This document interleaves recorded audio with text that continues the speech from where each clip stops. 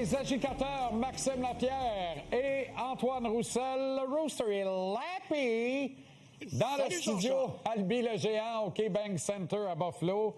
Bon, on a dit tout ce qu'on avait à dire, on a chialé tout ce qu'on avait à chialer. On repart parfait, on va aller souper. Ciao, Excusez. Ben là, un peu de discipline. T'aimes pas ça bavarder avec moi, Maxou? J'adore Okay, ça. Correct. Alors, on repart sur une page blanche. C'est un joli minet. N'est-ce pas? J'ai mis beau soute ce soir spécialement pour vous autres. Vous trouvez pas? Très beau. Très beau, Et pratiquement une tenue de gala. Certains m'ont dit une tenue d'enterrement. J'ai dit, s'il vous plaît. S'il vous plaît. On y va pour le gala. On va se garder une petite gemme. Exact. OK.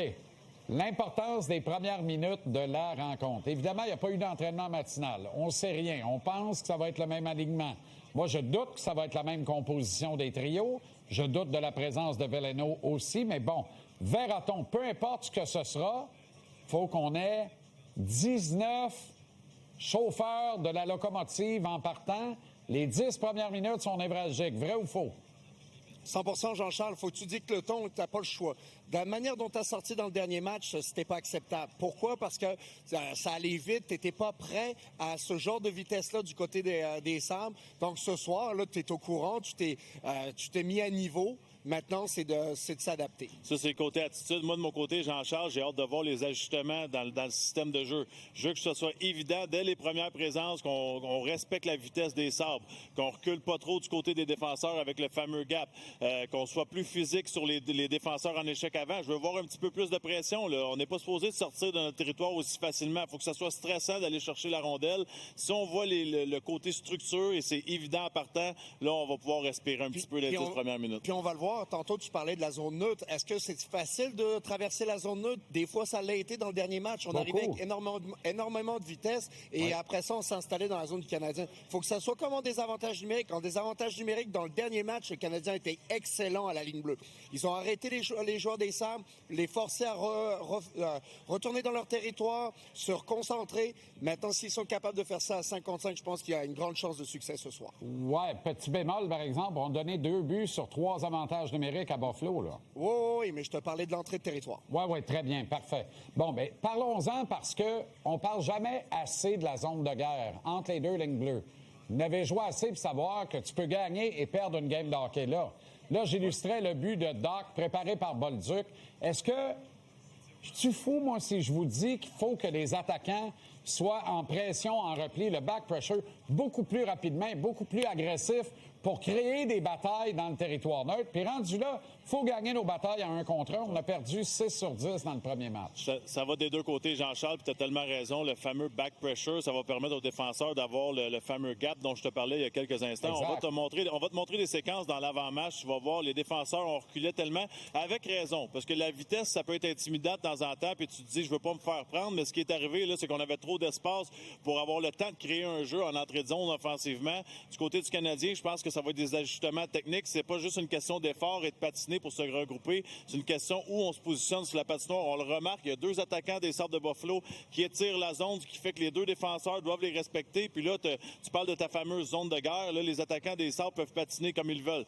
Ce soir, je serais pas surpris qu'on nous sorte quelque chose du genre Guy Boucher à l'époque avec son 1-3-1 en zone neutre, quelque chose d'endormant comme ça pour que les Sabres commencent à paniquer de leur côté. T'as raison, Maxime. Puis aussi, souvent, les Sabres ont tellement de talent, Jean-Charles, là, au niveau de l'attaque, que même quand les défenseurs ont un bon gap, ils sont capables de créer de l'espace et de manœuvrer comme du monde. C'est pour ça que, justement, le repli défensif est nécessaire et primordial ce soir.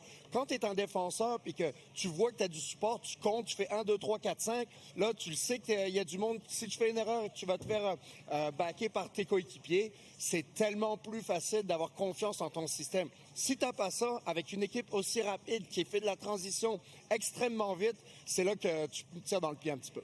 D'ailleurs, Max, Martin Saint-Louis a eu à exécuter le 1-3-1 de Guy Boucher. Va te dire une affaire, s'ils demandent ça à ces gars, moi, je suis pas loin de perdre mes dents encore. Puis je rappelle à tout le monde que j'ai pas de dentier puis pas de partiel, là.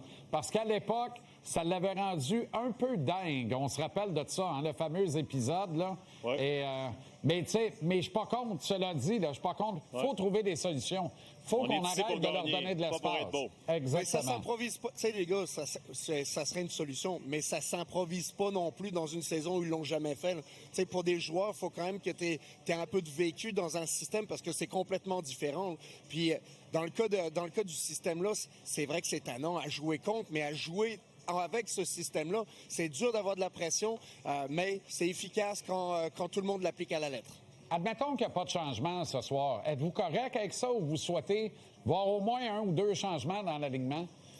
Ben moi je pense qu'on va avoir des changements de trio. Tu sais, je me fous un peu qui entre, qui sort. Faut trouver une façon d'aider Caulfield à respirer. Est-ce que ça peut être aussi simple d'interchanger Caulfield et Texier, mettre Caulfield avec un Dano, un Anderson, un gars qui frappe, un gars stable défensivement, qui va créer d'espace avec des meilleurs match-ups? Je serais pas contre ce changement-là. Moi aussi, ça sera pas nécessairement un changement de personnes qui rentrent ou qui sortent de l'alignement. Je suis confiant avec les personnes en place, mais aussi j'irai avec un remodelage. Pour ma part, ça commencerait Suzuki dans le centre, sur le deuxième trio, Slavkovski, sur le troisième, Caulfield. Après ça, mélange-moi ça comme tu veux, mais étends la sauce pour avoir plus d'espace, plus de temps. Brassons la soupe. Très intéressant, très intéressant. Et qui va décider de mettre le yard dans cette série-là? Ça va, le Brass Bonanza? On va voir, c'est parti. OK, bonne soirée, bon match.